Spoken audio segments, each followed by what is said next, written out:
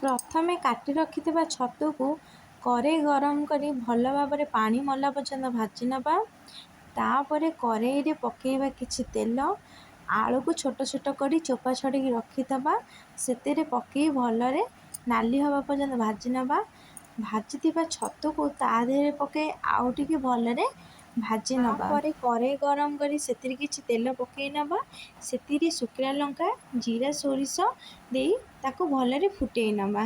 आगरू बाटी रखिथिबा जीरा सोरिष शुखिला लंका अदा बटा को सेतिरे देई कसेइबाकू लागिबे।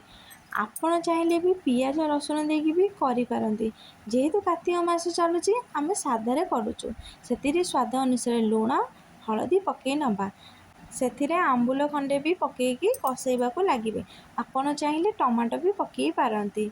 आगरू भाजी रखिथिबा छतु आलू भजा को सेतिरे पकई घांटीबाकू लागिबे। अल्प कसेइबे नहले पिता हेइ जिवो। सेतिरे पानी देई फुटिबाकू छाड़ी देबा।